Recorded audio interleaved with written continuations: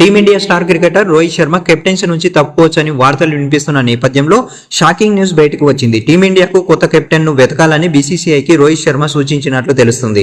Champions ట్రోఫీతో సహా మరికొన్ని నెలల పాటు తననే కెప్టెన్ గా కొనసాగించాలని హిట్ మ్యాన్ ను బోర్డు కోరినట్లు సమాచారం.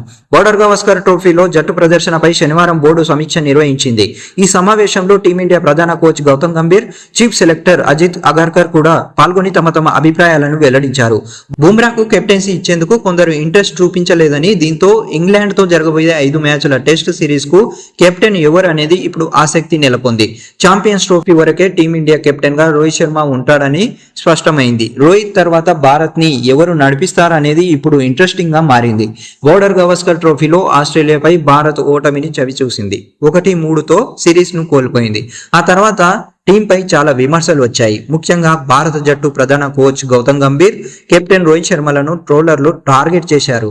రోహిత్ శర్మ కెప్టెన్సీ నుంచి తప్పుకోవాలని, అవసరమైతే రిటైర్మెంట్ ఇచ్చేయాలని డిమాండ్ చేశారు. అయితే జస్ప్రీత్ బుమ్రాకు టెస్ట్ జట్టు కెప్టెన్సీ ఇచ్చామంటూ ప్రచారం నడుస్తుంది.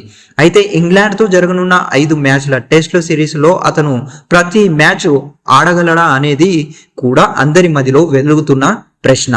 ఎందుకంటే ఇటీవల జరిగిన బోర్డర్ గవాస్కర్ ట్రోఫీలోని చివరి మ్యాచ్ లో బుమ్రా గాయపడ్డాడు. కాబట్టి ఇప్పుడు ఛాంపియన్స్ ట్రోఫీలో అతడు ఆడటం అతనికి కష్టంగా మారింది.